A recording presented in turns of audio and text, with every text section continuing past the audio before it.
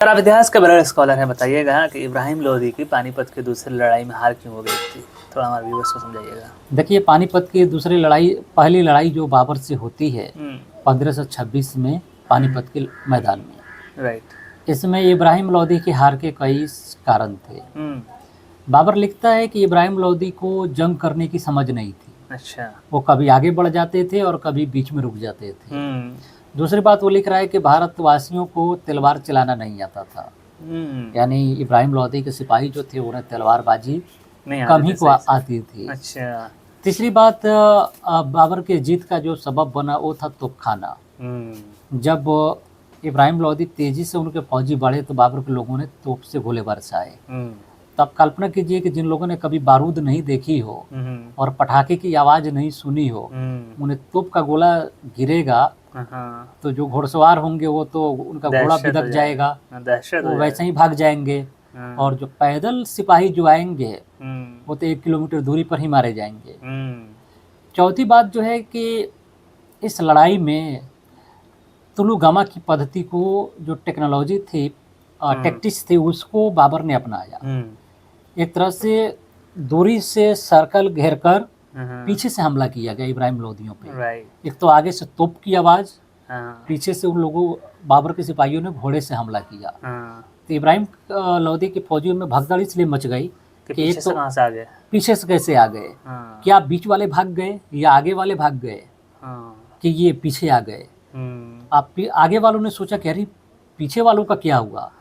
तो इस तरह इस लड़ाई में हार हुई। बाबर लिखता है कि जहाँ इब्राहिम लोदी मारे गए थे वहाँ तकरीबन 5-6 हज़ार लोग मारे गए थे। इस लड़ाई में बाबर के 12,000 फौजियों ने इब्राहिम लोदी के तकरीबन, बाबर लिखता है कि मैंने सुना आगरा में कि 40-42 हज़ार लोग इब्राहिम लोदी के मारे गए थे।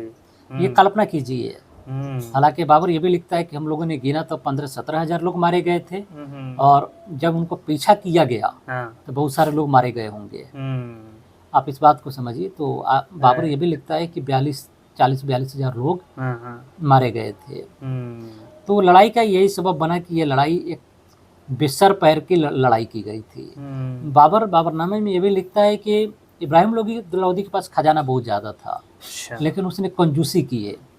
एक तो सिपाहियों को वो अगर सोना चांदी या रुपए पैसा देता तो एक और मनोबल से लड़ते, या इतना खजाना था कि वो एक नई फौज को खड़ा कर सकता था, एक जबरदस्त फौज को, लेकिन उसने ऐसे नहीं की। एक तरह से उन्हें कंजूसी की। इब्राहिम लोदी ने खजाने को जमा करके रखा था, या उसको खर्च लड़ाई के समय नहीं किया गया। राइट।